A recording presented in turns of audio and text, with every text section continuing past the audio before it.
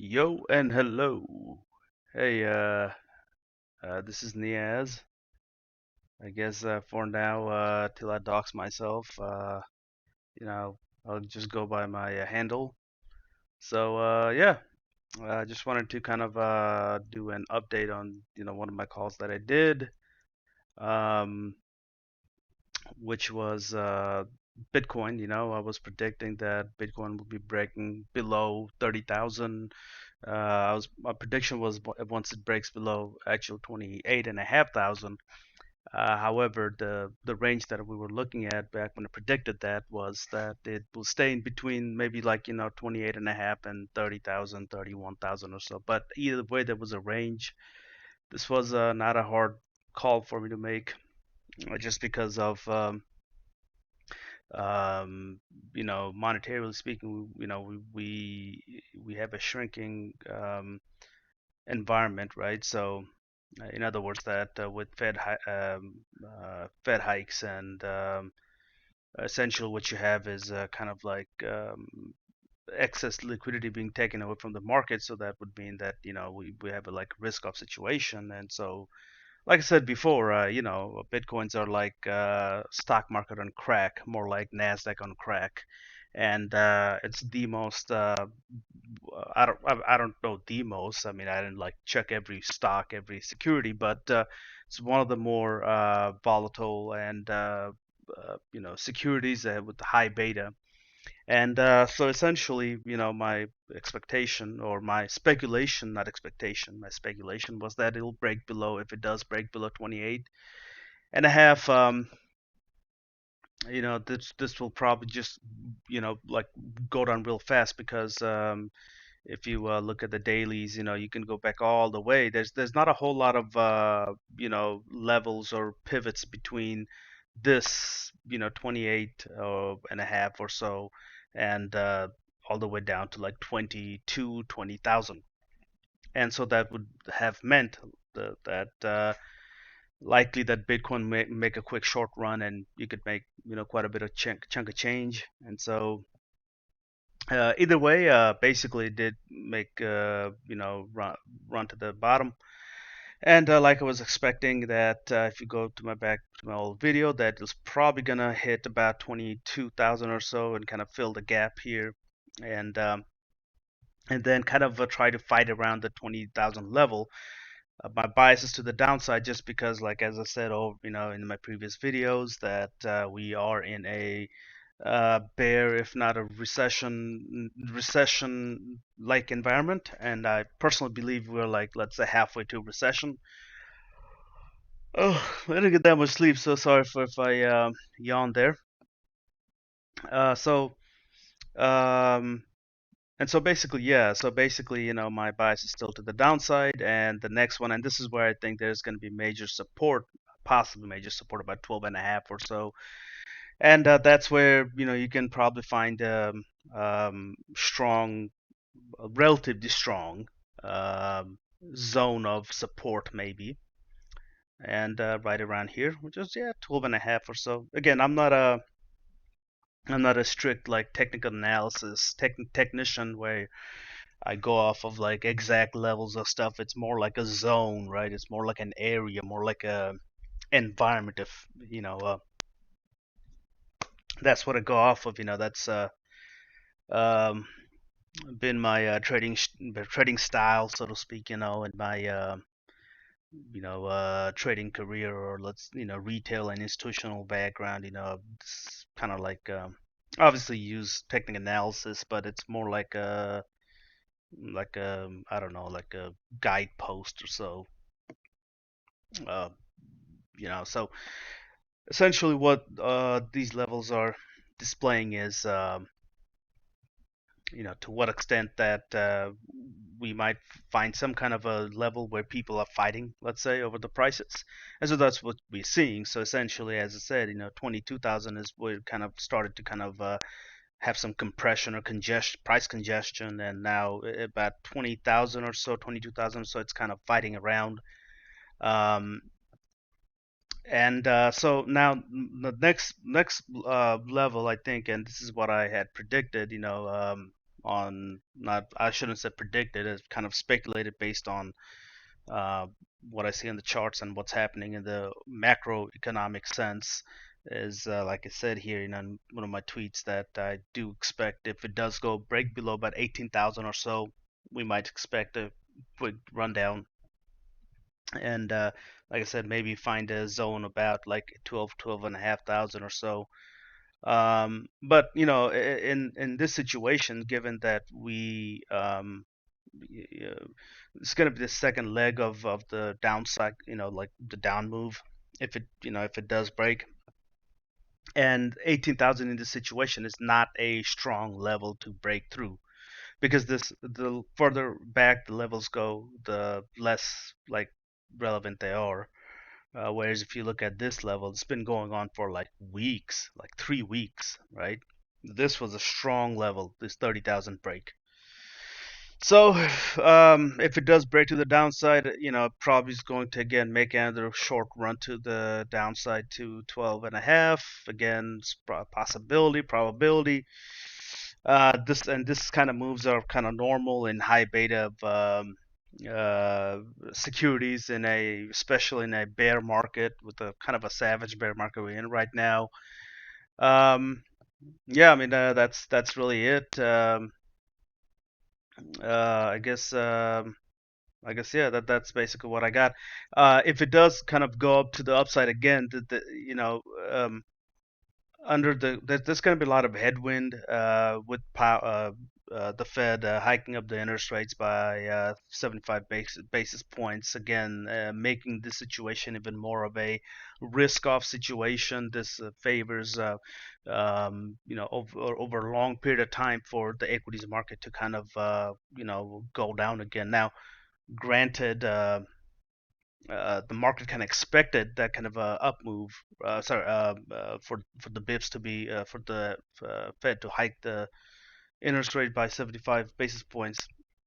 And initially, I do think there might be an upward move because the market is kind of like assured by the Fed that they're going to fight inflation. But over a long period of time, this gets to be even more of a risk-off situation. So and risky assets. I don't even mean like equities. Obviously I've said before I don't.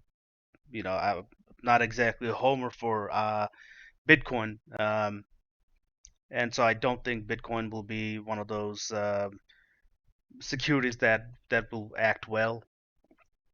And will probably not participate that much in the if the major SPX and the major markets go to the upside, go up, which right now all these let me just remove all of them. It's for like my all the old uh, levels that I was looking at. There's one, there's two,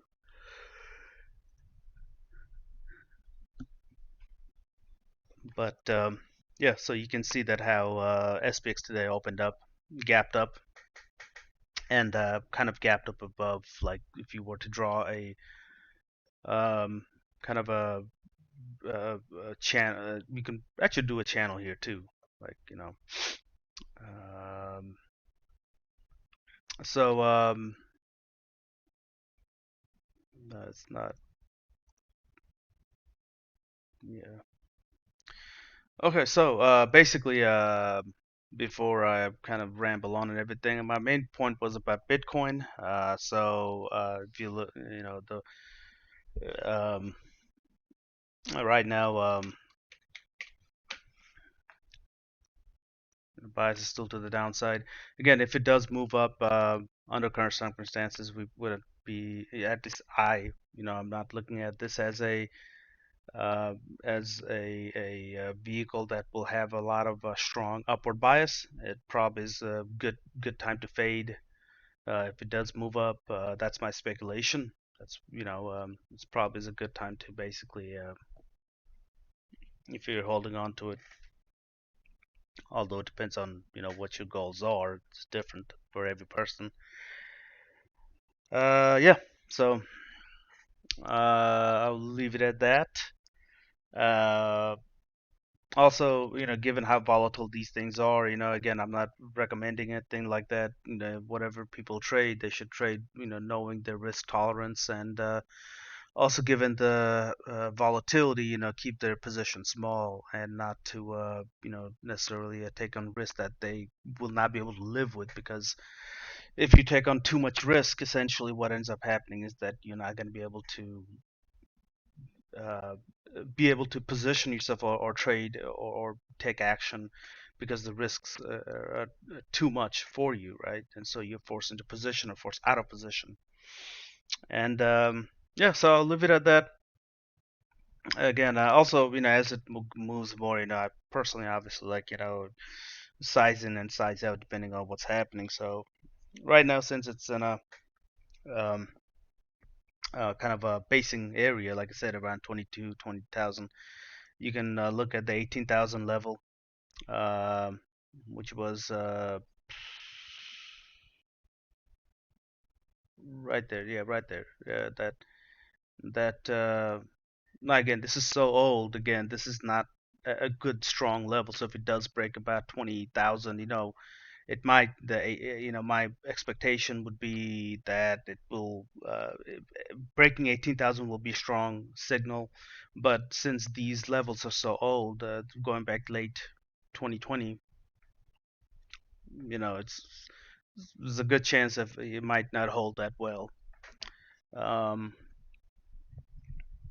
so that's really it. Yeah, what was I gonna say? Yeah, position sizing. Yeah, that's the thing, and also depends. Like if you have a position that's kind of like bouncing around like this, kind of gets stuck in a consolidation phase, or a lot of time, personally, I mean, I kind of like scale down my position, and then once it breaks down to the downside, or has that like signal, so to speak, like it breaks, you get a bump, whether it breaks break out to the upside or break down to the downside, then you kind of expand your position, because that move has proven itself. For example, breaking that 28 and a half over here, and in fact gapping down like that, that move had proven itself. So therefore, you get like, uh, um, maybe lever up a little bit. So at the in this kind of situation, makes sense to lever up. But when it's consolidation, sometimes taking profits is not a bad thing, because also highly volatile um, products like Bitcoin, they can have like really like rip roaring kind of a rebound. Uh, but again, it's probably gonna tend to trend in the direction and the where the strength of the market generally lies, which is to the downside. Again, it's not just technical; it's really driven by something that's more major and macro in the economy, so to speak, or the monetary and environment that we have right now. So that said, I don't want to keep on rambling. You know, uh, yeah, I'm kind of tired and didn't sleep that much, so that's some kind of like saying, So anyway, hopefully I get to do some more videos later on, and yeah, check out my, this is. I hope you learned something from my video here, and yeah, and yeah, my Twitter handle is bits data. I don't know if it matters or not. I'm just doing this for a hobby and for like records purposes, I guess. But yeah, that's my Twitter, bits data, and yeah. See you guys later, and happy trading, and also stay safe. This is not if you're not um, if you can't take the heat, don't get in the kitchen. So if you can't take if there's these kinds of moves, like spazzes you out, don't don't trade. So, by the way, so before I let go, I guess I gotta start saying this in the beginning, is that this is all my thought, and this is all me. These are not advice. This is not a recommendation to anyone. This is just what I'm, my thoughts only, basically, and this is not your thoughts for sure. since I'm the guy talking here. And so yeah, and if you, I mean, if you have any questions or concerns or things like that nature, it's best of getting a your own advisor and consultant. Don't you can take my you can't take my word because again, I'm just a artist on the internet. So yeah, that will be all, friends, and hopefully I see you guys later. Thank you, thank you.